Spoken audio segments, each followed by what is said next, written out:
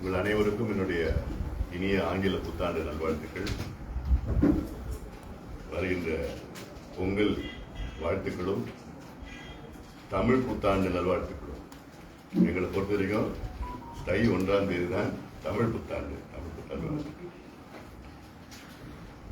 தருமபுரி மாவட்டத்திற்கு இன்று பாலக்கோடு சட்டமன்ற தொகுதியில் உள்ள பாட்டாளி மக்கள் கட்சியின் வாக்குச்சாவடி செயல் வீரர்கள் சந்திப்பு கூட்டம் இங்கே பாலக்கோடு நகரில் நடைபெற்றுக் கொண்டிருக்கிறது.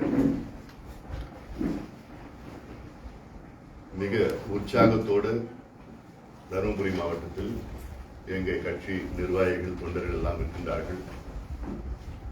மிகுந்த பலத்துடன் வருகின்ற தேர்தலை நாங்கள் சந்திக்க தயாராகிவிட்டோம். தருமபுரி மாவட்டம் உங்களையும் நான் தொடர்ந்து பார்த்துட்டு வரேன். ஊடக நண்பர்களையும் எத்தனையோ பிரச்சனைகளை நானும் சொல்லிட்டு வந்துட்டு இருக்கேன். ஆனால் இத்தனை பிரச்சனைகளுக்கும் தீர்வு வந்த படம் இல்லை.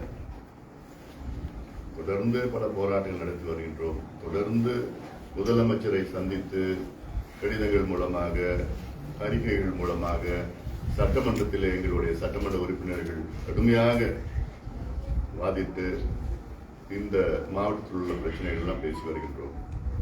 ஆனால் எதற்கும் இதுவரைக்கும் தீர்வு வந்ததா இல்லை. முக்கியமான பிரச்சனையே காவிரி தருமபுரி மாவட்ட உபரிநீர் திட்டம்.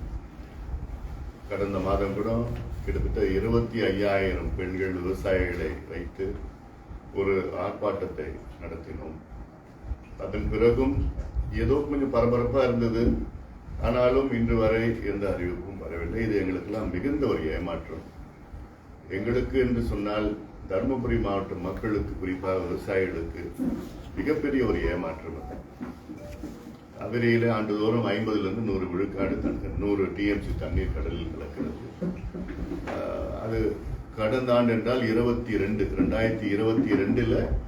600 டிஎம்சி தண்ணீர் கலந்தது. கடந்த ஆண்டு கொஞ்சம் பற்றாக்குறை, நீர் பற்றாக்குறை. இந்த ஆண்டு இன்னும் பிரச்சனையா இருப்போது. ஆனால் போகின்ற காலத்திலே, வெள்ளம் இருக்கின்ற காலத்திலே அதில் ஒரு 3 டிஎம்சி நீரேற்று மூலமாக கொண்டு வந்து இந்த மாவட்டத்தில் உள்ள ஏரி குளங்கள் திட்டம் இது நிச்சயமாக செயல்படுத்த முடியும், செயல்படுத்த வேண்டும். முக்கிய காரணமே இங்கே ஃப்ளோரோசிஸ், நிலத்தடி நீரில் ஃப்ளோரைடு என்ற நச்சு பொருள் இருக்கின்றது காரணத்தால் தான் அது உடல் நலத்தையும் மனநலத்தையும் பாதிக்கக்கூடிய மிக மோசமான ஒரு நச்சு பொருள் இது. அதனால தான் இந்த ஃப்ளோரைடு மிட்டிகேஷன் ஸ்கீம் ஒக்கணைக்கு கூட்டுக்குடியிருக்கிறதெல்லாம் ஏதாவது கொஞ்சம் கொண்டு வந்து அதை வரையாக நடத்திட்டு இருக்கிறாங்க. ஆனால் அதை விட முக்கியமானது இந்த உபரி நீர். இந்த மாவட்டத்தில் இந்த ஆறு போயிட்டு இருக்கு. தருமபுரி மாவட்டத்தில் தமிழ்நாட்டில் மிகப்பெரிய ஆறு காவிரி ஆறு இந்த மாவட்டத்தில் போயிட்டு இருக்கு. அடுத்தது 4வது பெரிய ஆறு தென்பண்ணையாறு இந்த மாவட்டத்தில் போயிட்டு இருக்கு. ஆனால் இந்த 2 ஆறுடைய உபரி நீரும் அது நாட்டினுடைய தண்ணி பயன்பாடு மக்களுக்கு இல்லை. மிகப்பெரிய ஒரு கொடுமையாக நான் பார்க்கிறேன். நான் இதுக்கு ஆளுங்கட்சி, இதுக்கு முன்பு ஆண்ட கட்சி கூட ஏதோ ஒரு வந்தாரு, எடப்பாடி பழனிசாமி முதலமைச்சர் நேரத்தில் வந்தார், அறிவிச்சாரு, போயிட்டார். அதன் பிறகு எங்க கட்சி சட்டமன்ற உறுப்பினர்கள்லாம் போய் கேட்டப்போ அதுக்கு நிதி பற்றாக்குறைன்னு சொல்லியிருக்காங்க. அதாவது ஒரு மாவட்டம் முழுவதும் வளர்ச்சி பெறுகின்ற திட்டத்திற்கு 800 கோடி 1000 கோடி நிதி பற்றாக்குறைன்னு சொல்வதெல்லாம் எங்களால் ஏற்றுக்கொள்ள முடியும். என்ன நிதி பற்றாக்குறை தெரியும்?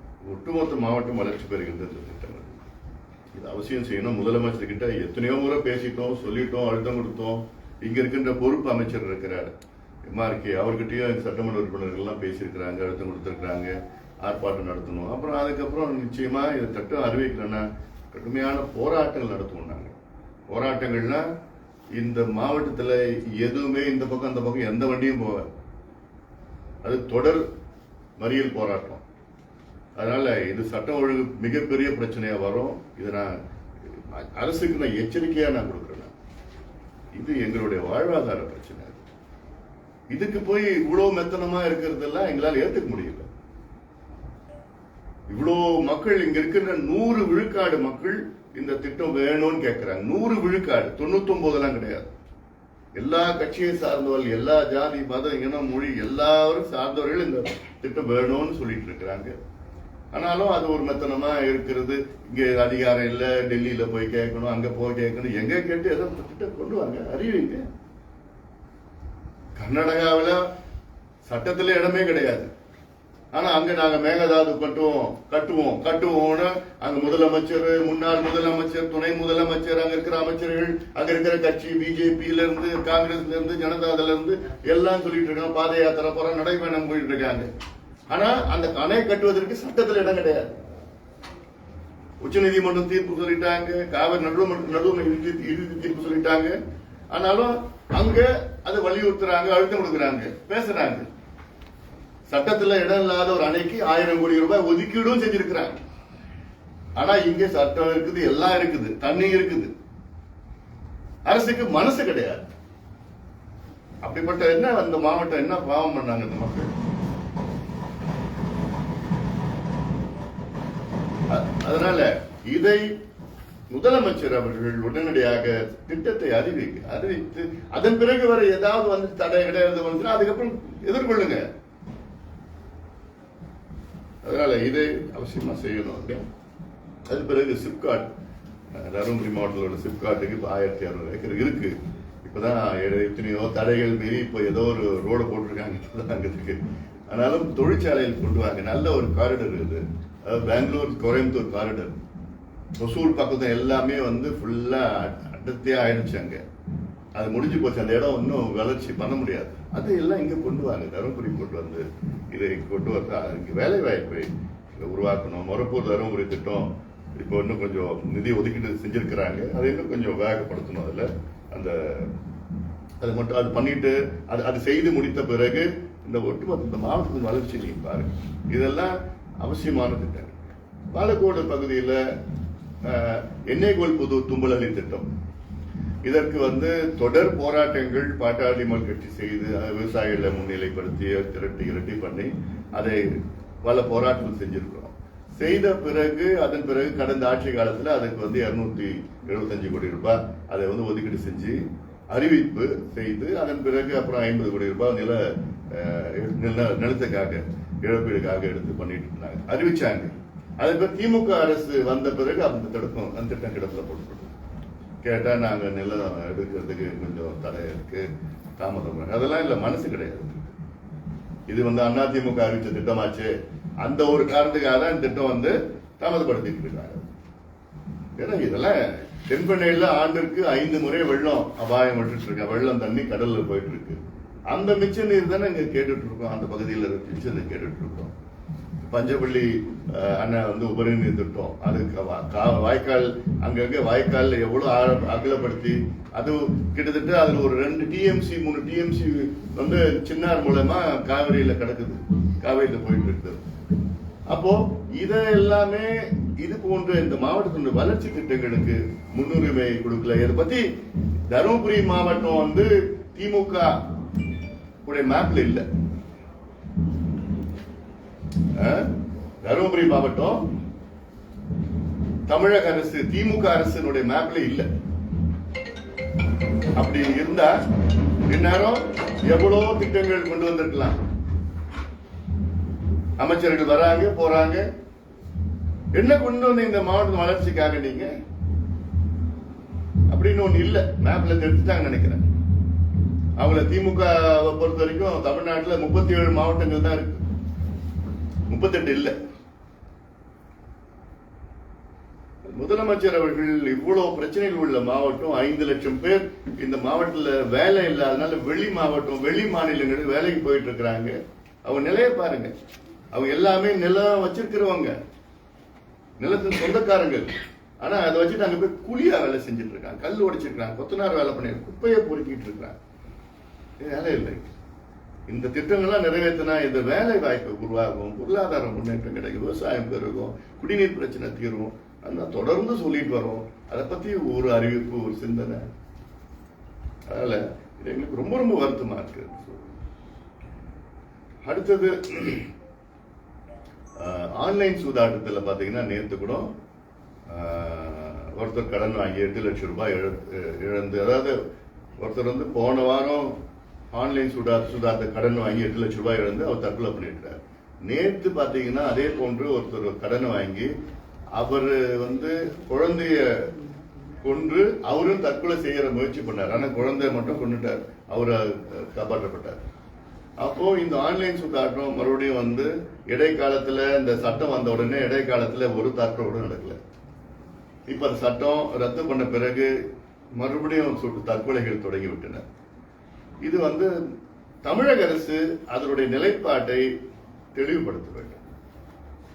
அமைதியா இருக்கிறாங்க இது வரைக்கும். இந்த சட்டம் தடை பண்றப்போ அதுக்கு பிறகு எந்த வார்த்தை என்ன பண்ண போறாங்கன்னு ஒன்றும் தெரியல. உச்ச நீதிமன்றம் மேல்முறையீடு செய்ய போறாங்களா, செஞ்சிருக்கிறாங்களா, செய்ய திட்டம் இருக்கிறதா? மக்களுடைய உயிர் இது.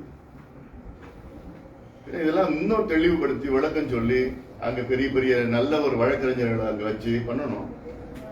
ஆன்லைன் சூதாட்ட கம்பெனிகள் வந்து பெரிய பெரிய வழக்கறிஞர்கள் வச்சு, மூத்த வழக்கறிஞர்கள் வச்சு அவங்க வந்து அவங்களுக்கு சாதகமா ஒரு தீர்ப்பு ஒன்று வாங்கியிருக்கிறாங்க.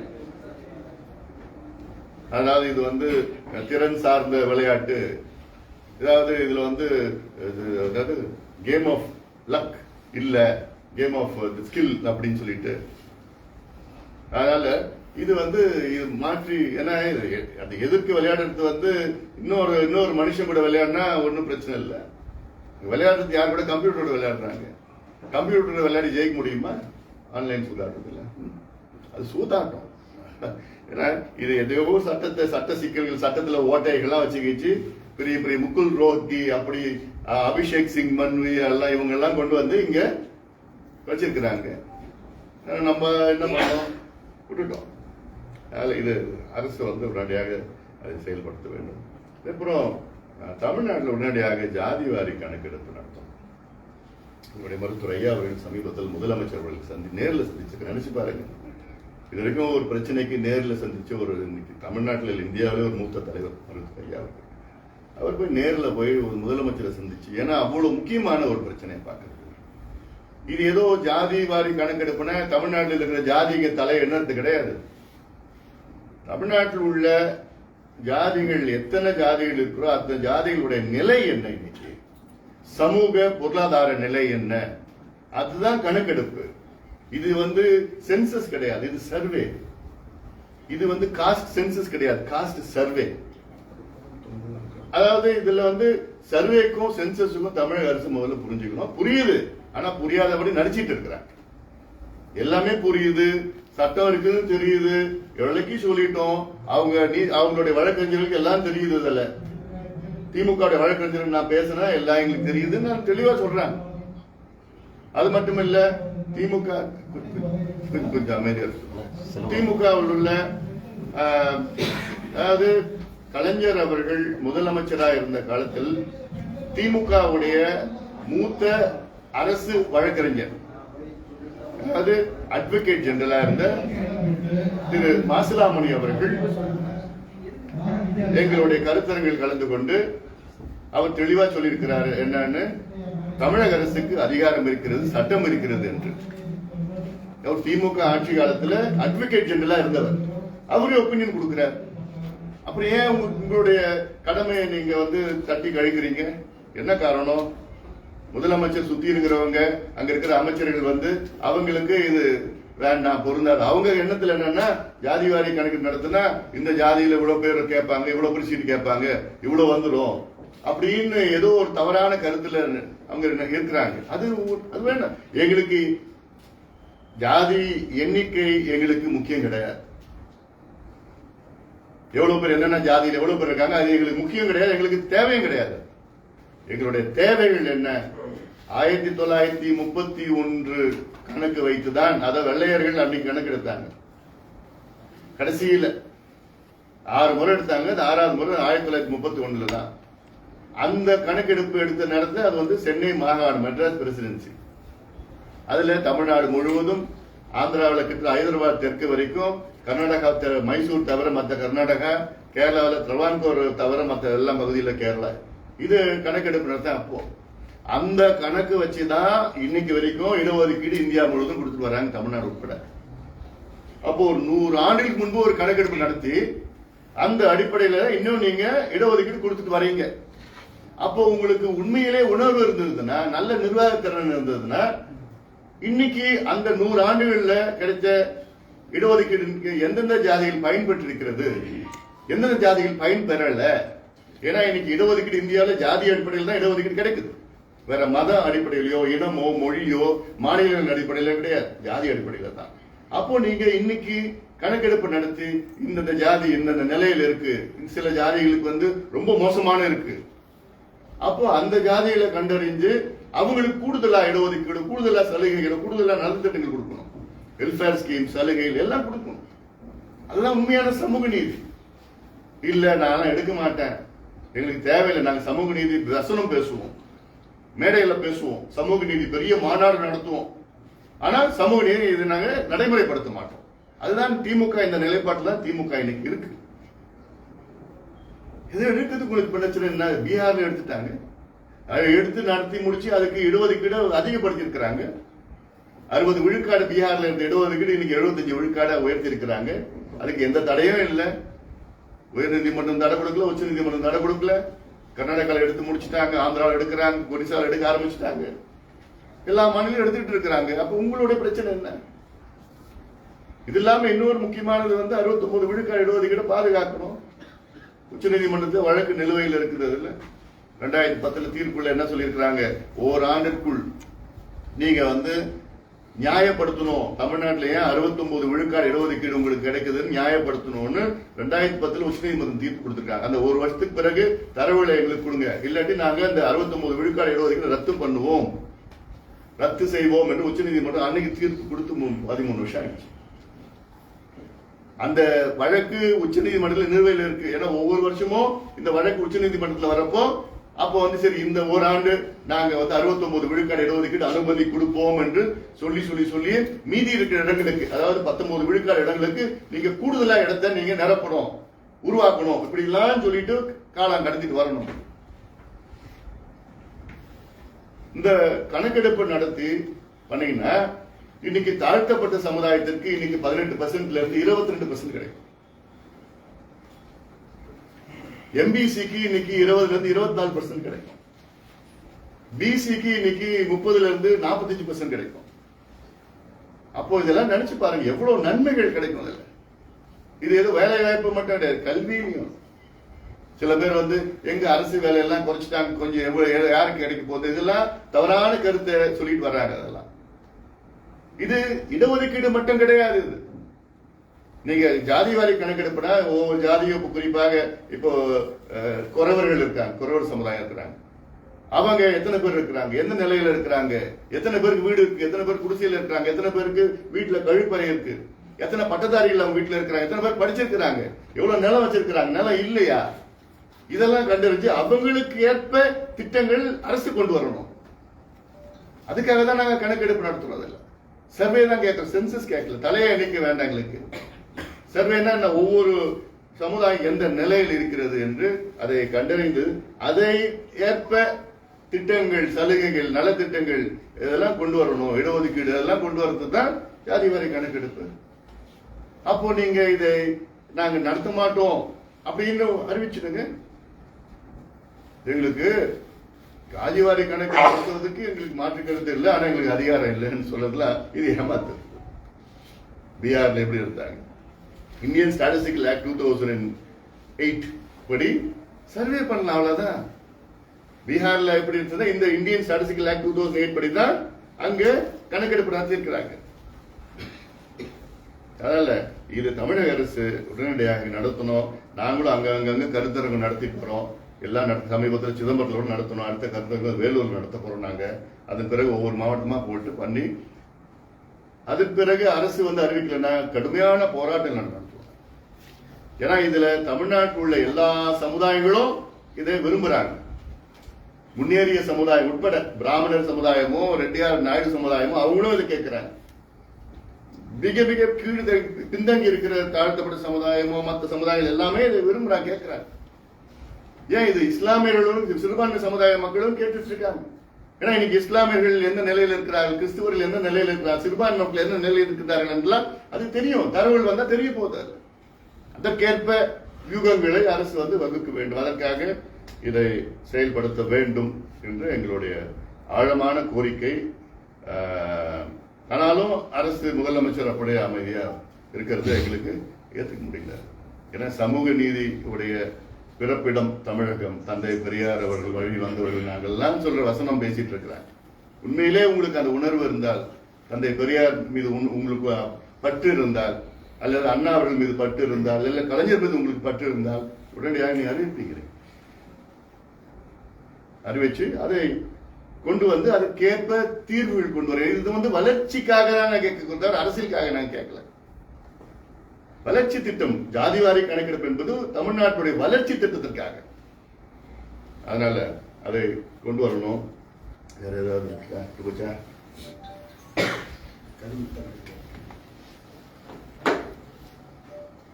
வேற ஏதாவது கேள்விகள் இருக்கா? ஸ்டெர்லைட் ஆலை மூடனால 10,000 பேருக்கு மறைமுகமா நேரடியாக வேலை வாய்ப்பு இழந்திருக்குன்னு சொல்லிட்டு உச்ச நீதிமன்றத்தில் இப்ப முறையிட்டாங்க. 10,000 பேரு மறைமுகமா நேரடியா வேலை வாய்ப்பு இழந்திருக்கிறாங்கன்னு சொல்லிட்டு, ஆனா 2 லட்சம் பேரு இதனால உடல்நலம் மட்டும் இல்ல, அவங்க உடனடியாக அவர்களுடைய உயிருக்கு ஆபத்து ஏற்படுகின்ற சூழல் இருக்கு. உங்களுக்கு வேலை முக்கியமா, உயிர் முக்கியமா? உயிர் தான் முக்கியம்.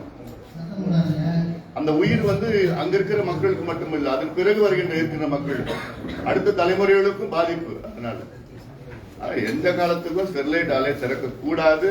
தமிழக அரசு மெத்தனமா இருக்கக்கூடாது. அங்கே மேல்முறையீடு செஞ்சிருக்கிறாங்க. இவங்க மூத்த வழக்கறிஞரை வைத்து எல்லாமே டேட்டா, என்விரான்மெண்டல் பொல்யூஷன் அதெல்லாம் சொல்லி டேட்டா கொடுத்து அங்க அந்த ஸ்டெர்லைட் ஆலை திறக்காம பாத்துக்கணும். ஏன்னா மெத்தனமா இருக்கக்கூடாது. ஆன்லைன் சூதாட்டம் அதை ரத்து பண்ணாங்க, அதே போல மெத்தனமா இருக்கக்கூடாது. நல்ல மூத்த வழக்கறிஞர்களை வைத்து, ஏன்னா அவங்க எல்லாமே பெரிய பெரிய பண முதலாளிகள் அங்க எல்லாரும் வைப்பாங்க அங்க. அதனால அதை கொண்டு வரக்கூடாது, அதை பண்ணணும். அப்புறம் இன்னொன்னு, இப்போ ஜல்லிக்கட்டு நம்ம இப்போ தை மாசம் நம்முடைய வீர விளையாட்டு, நம்முடைய பாரம்பரியம், தமிழர்களுடைய பாரம்பரியம், நம்முடைய கலாச்சாரம் பண்பாட்டில் இயக்கமாக இருக்கின்ற ஜல்லிக்கட்டு, இது ஒரு வீர விளையாட்டு. இது வேற உலகத்துல தமிழ்நாட்டுக்கு மட்டும்தான் இதுக்கு சொந்தம் கொண்டாட முடியும். அப்படிப்பட்ட ஜல்லிக்கட்டுல பாத்தீங்கன்னா அரசு பரிசு அறிவிக்கிறாங்க. என்ன பரிசுன்னா ஒரு ஆல்டோ கார். இந்த கார் வச்சுக்கிட்டு அவன் என்ன பண்ண போறான்? அவன் ஒரு விவசாயி. அவன் வீட்டுல கார் நிறுத்தத்துக்கு இடம் எனக்கு கொடுத்ததில்ல. அவன் இருக்கிறதே குடிசையில இருந்து போறான். அந்த கார் நிறுத்தத்துக்கு எங்க நிறுத்த போறான்? அந்த கார் போறதுக்கு பெட்ரோல் எங்க அவனுக்கு இருக்க போகுது? அந்த கார் வச்சு என்ன பண்ண போறான்? அதுக்கு என்ன செய்யணும்னா, நல்ல ஒரு டிராக்டர் வாங்கி கொடுங்க. நல்ல டிராக்டர் வாங்கி கொடுங்க. அந்த டிராக்டர்ல கேரியர், அந்த அந்த கலப்பை எல்லாம் போட்டு அதுக்கு ஒரு 10 லட்சம், 12 லட்சம், 5 லட்சம் இருக்க போகுது. அது முதல் பரிசு. டிராக்டர் வாங்கி கொடுங்க. அந்த டிராக்டர் வச்சு ஒண்ணு அவன் சம்பாதிப்பான், இல்லாட்டி வாடகை விட்டு கூட சம்பாதிப்பான். ஏதோ ஒரு தொழில் அவனுக்கு வருமானம் வரப்போகுது. அதுல அது செய்யுங்க. சும்மா நாங்க ஆல்டோ கார் கொடுக்குறோம், இந்த கார் கொடுக்குறோம், சோப்பு டப்பா கொடுக்குறோம், சீப்பு கொடுக்குறோம், அதெல்லாம் வேண்டாம். இது போன்ற நல்ல ஒரு பொருள் கொடுங்க. பொருள்னா இது போன்ற நல்ல ஒரு விவசாயம் சார்ந்தது கொடுங்க. அதனால இது ஏதோ ஒரு சும்மா ஒரு 5 லட்சம் 15 லட்சம் கொடுங்க, 20 லட்சம் கொடுங்க. ஒவ்வொரு ஜல்லிக்கட்டுக்கும் 50 லட்சம் ரூபாய் பரிசு கொடுங்க. இது போன்ற பொருள் கொடுங்க, விவசாயம் சார்ந்த பொருள் கொடுங்க. அப்பதான் அவனுக்கு வருமானம் வரும். அவங்க குடும்பத்துக்கு கொஞ்சம் ஒரு வருமானம் வருகின்ற ஒரு சூழல் ஏற்படும். அதனால அது செய்யணும். அதே போன்று அதிக அளவுல கொஞ்சம் திட்டமிட்டு செய்ய வேண்டும். ஜல்லிக்கட்டு யாருக்கும் அந்த அளவுக்கு பாதுகாப்பாக இப்போ ஒரு தொடங்க போறாங்க இதுல, அதெல்லாம் அதுக்கு தகுந்த மாதிரி கொஞ்சம் அரசு செய்யணும். சார், இந்த பாலக்கோடு டோல்கேட் அதிகமா விவசாயிகள் தான் பயன்படுத்துறாங்க. இங்க இருக்கிற காய்கறி எல்லாம் ஒசூர் எல்லாம் கொண்டு போறாங்க செய்றாங்க. டெய்லியுமே ஒரு நாளைக்கு 2 முறையாவது இதுல போயிட்டு வந்துட்டு இருக்காங்க விவசாயிகள் தான். அதனால அந்த டோல்கேட் இங்க இருக்கிறதுனால அவங்களுக்கு நிறைய பிரச்சனைகள் வரும். நிச்சயமா அது சம்பந்தமா நம்மளுடைய சட்டமன்ற உறுப்பினர்கள் சொல்லி அவங்க இந்த பிரச்சனை எடுத்திருக்கிறாங்க, பேசியிருக்கிறாங்க. அவங்க தினம் சம்பந்தமா அது பேசிட்டு இருக்காங்க. அவங்க சொல்றது ஏன்னா ஒரு இந்தியாவோட நெடுஞ்சாலை சட்டத்தின்படி பாத்தீங்கன்னா ஒரு டோல்கேட்டுக்கும் இன்னொரு டோல்கேட் 60 கிலோமீட்டர் இடைவெளி இருக்கணும். இது 30 கிலோமீட்டருக்குள்ளதான் வருது.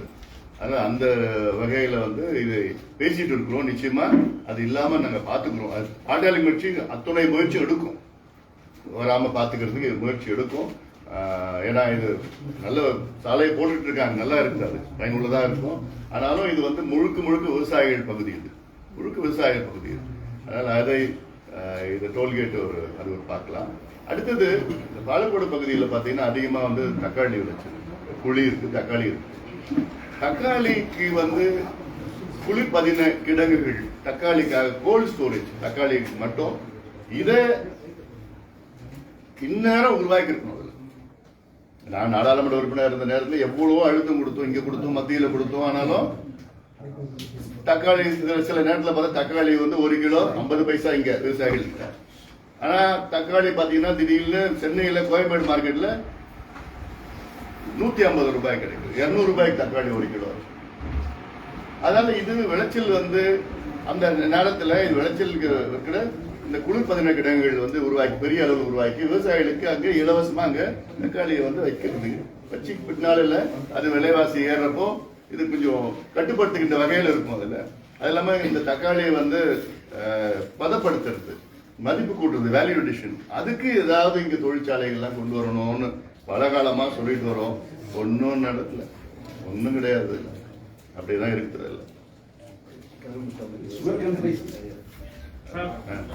உலக அந்த முதலீட்டாளர்கள் மாநாடு நடக்குது. இதுல வந்து அண்ணாமலை வந்து சக்சஸ்ஃபுல்லா 100% சக்சஸ்ஃபுல் ஆகும் அப்படின்னு வந்து ஒரு நம்பிக்கை தெரிவிச்சிருக்காரு. அது எப்பொழுதுமே தமிழ்நாடு ஆட்சி செய்யக்கூடிய வந்து இதுல வந்து பிஜேபி வந்து முரண்பாடாகவே இருக்கும். ஆனா இப்ப வந்து இந்த முதலீட்டாளர் மாநாடு வந்து 100% சக்சஸ்ஃபுல் ஆகும். அப்படி ஒரு வேளை எதிர்பார்த்த முதலீடுகள் வரலன்னா நான் தான் மிகப்பெரிய ஏமாற்றம் அடைவேன் அப்படின்னு சொல்லியிருக்காரு. ஒரு மாநிலத்தின் வளர்ச்சிக்காக நிச்சயமா இந்த போன்ற முதலீடுகள் நமக்கு தேவை, தொழிற்சாலைகள் வேண்டும், அதனால் பொருளாதார முன்னேற்றம் அடையும்.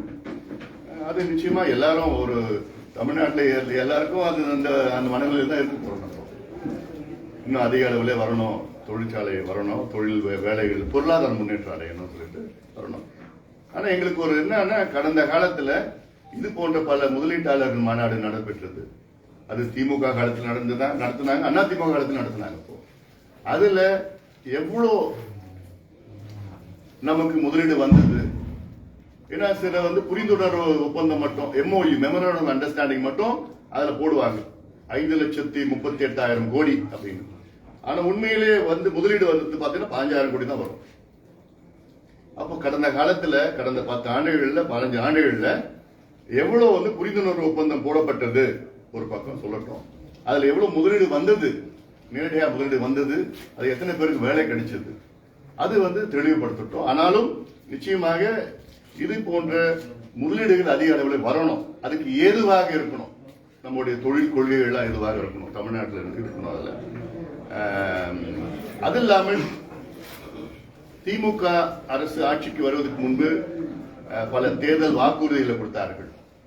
அதுல ஒரு வாக்குறுதி என்னன்னா, நாங்கள் ஆட்சிக்கு வந்தவுடன் தமிழ்நாட்டில் உள்ள தொழிற்சாலைகளில் 75 விழுக்காடு வேலை வாய்ப்பு தமிழ்நாட்டை சார்ந்தவர்களுக்கு நாங்கள் கொடுப்போம் என்று சட்டத்தை கொண்டு வருவோம் என்று ஒரு வாக்குறுதி கொடுத்தார்கள். இன்னைக்கு வரைக்கும் அந்த வாக்குறுதியை நிறைவேற்றல. அது எப்ப நிறைவேற்ற போறாங்கன்னு எனக்கு தெரியல, நிறைவேற்றுவாங்களான்னு சந்தேகம் எனக்கு. இதெல்லாம் தொழில் சார்ந்தது சம்பந்தமான பிரச்சனையை நாங்க பார்க்கிறோம். நம்ம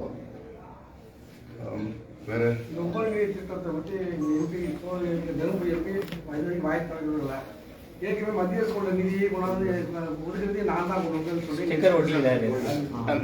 அந்த தொப்பூர் கணவாய்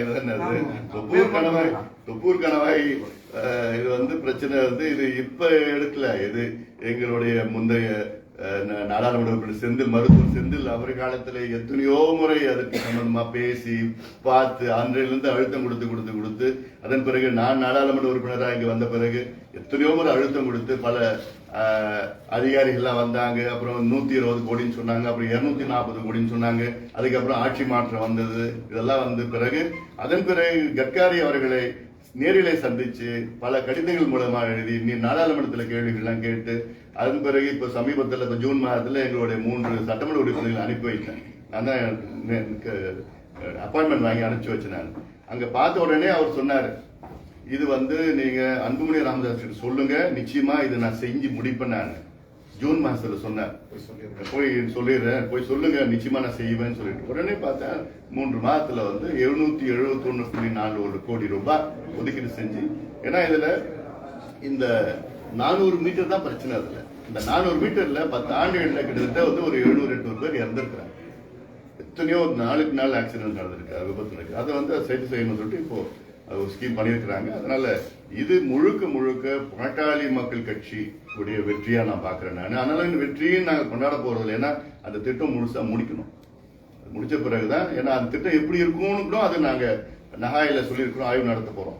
சாத்திய கூறுகள் எப்படி இருக்குலாம் இருக்குதுல்ல. அதனால இது சும்மா யாரும் இவங்க சொந்தம் கொண்டாடுறாங்க, சொந்த பதிவு போட்டு ட்விட்டர்ல போட்டா மக்கள் நம்பிடுவாங்களா என்ன? நாங்களாம் ட்விட்டர் அரசியல்லாம் பண்ண போறது கிடையாது, அப்படி செய்ய தெரியாது இருக்கலாம். வேற ஏதாவது இருக்கா? ஆமா ஆமா, இன்னொன்னு முக்கியமான காரியமங்கலத்துல சமீபத்துல பாத்தீங்கன்னா ஒரு 10-15 இளைஞர்கள் அங்க மது ஒருத்தருடைய தோட்டம், சரவணன் என்ற ஒரு விவசாயிகளுடைய தோட்டத்தில் மது அருந்திருக்கிறார். இந்த சரவணன் என்பவர் அங்க போய் தட்டி கேட்டிருக்காரு, அவரை குத்தி கொலை பண்ணிருக்கிறாங்க. இது எவ்வளவு பெரிய ஒரு கொடுமை. அவர் சொந்த தோட்டத்துல மது குடிச்சிட்டு இருக்கிறாங்க, ஏதோ பிறந்த நாள் கொண்டாட்டம் சொல்லிட்டு இருக்கிறாங்க. அதுல சில பசங்க அங்க காவேரி பட்டணத்துல இருந்து வந்திருக்காங்க, கிருஷ்ணகிரி மாவட்டத்துல இருந்து அங்க சில பசங்க வந்திருக்காங்க, இங்க கொஞ்சம் இருக்கிறாங்க. அப்போ என்ன ஒரு மனநிலையில இளைஞர்களை இந்த திராவிட கட்சியில் கொண்டு வச்சிருக்கிறாங்க. அப்போ இதுதான் திராவிட மாடல். அப்போ மது அறிந்து யார் தட்டி கேட்டாலும் அவங்க கொலை பண்ற அளவுக்கு இளைஞர்களுடைய மனசை பாய்சன் பண்ணிருக்கிறார் இந்த திராவிட கட்சிகள். அப்போ நீங்க சொல்ற திராவிட மாடல் இருந்தாங்க, அந்த விவசாயிக்கு இழப்பீடு 1 கோடி ரூபாய் கொடுக்கணும். சின்ன சின்ன பசங்க எல்லாம் இருக்கிறாங்க, அது அவசியம் கொடுக்கணும். ஏன்னா இதுக்கு முழு காரணம் அரசாங்கம் தான் காரணம். இல்ல எங்க பார்த்தாலும் சாராய கடையை திறந்து, டாஸ்மாக் கடையை திறந்து விட்டுட்டு இருக்கீங்க, எங்க பார்த்தாலும் இருக்குது. ஸ்கூல் பசங்க, ஸ்கூல் சின்ன பசங்க, 10 வயசுக்கு கீழே இருக்கிற பசங்க 2 பசங்க கூட இருந்திருக்காங்க. அவங்களுக்கு என்னன்னு தெரிஞ்சிருக்காரு, கூட ஏதோ கூப்பிட்டுருக்காங்க, போயிருக்காங்க. அப்போ இதுதான் என்ன, இதுதான் உங்களுடைய வளர்ச்சின்னா என்னது? அதனால இதெல்லாம் சொல்ல முடியாது. இப்ப இங்க இருக்கிற பிரச்சனைகளுக்கு, இது போன்ற பிரச்சனைகளுக்கு முன்னுரிமை கொடுங்க. நீர் திட்டங்கள் கொடுங்க.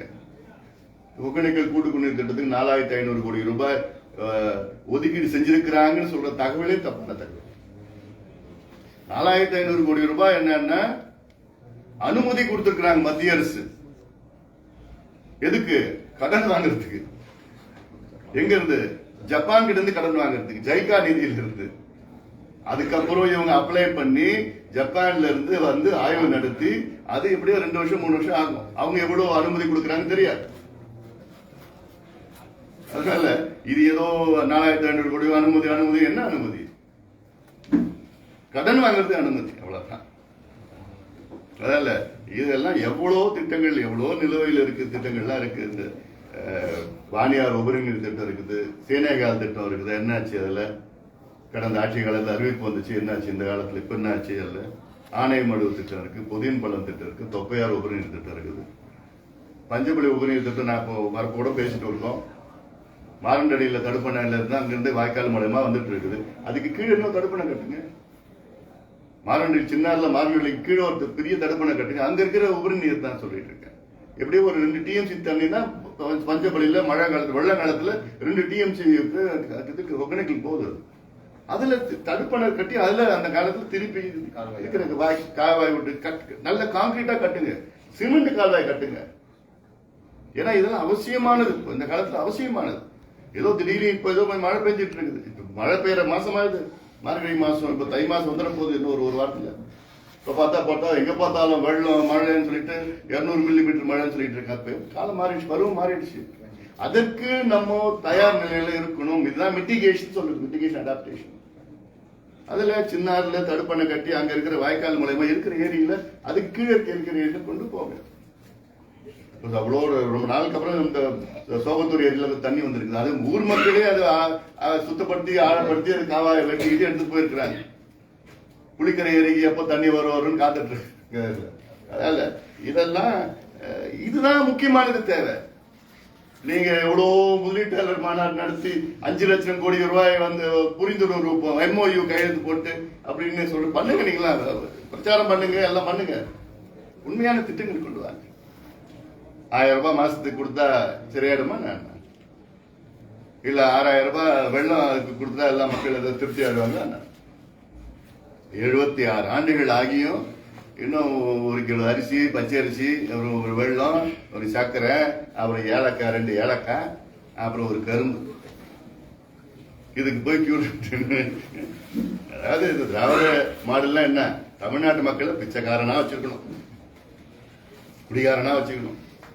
அதுதான் திராவிட மாடல். கையேந்தணும். ஐயா எங்களுக்கு பிச்சை போடுங்க ஐயா, ஐயா எங்களுக்கு அந்த கரும்பு, ஒரு கரும்பு கொடுங்க ஐயா பொங்கலுக்கு, ஐயா எங்களுக்கு அந்த 1 கிலோ அரிசி கொடுங்கய்யா. இது போன்ற இதுதான் திராவிட மாடல். ஏன் சொல்றேன்னா 55 ஆண்டு காலமாக 2 கட்சிகள் ஆட்சி செய்து இன்னும் கையேந்தி பிச்சை எடுக்கின்ற தமிழக மக்களுடைய நிலை மாறவில்லை. இல்லமா?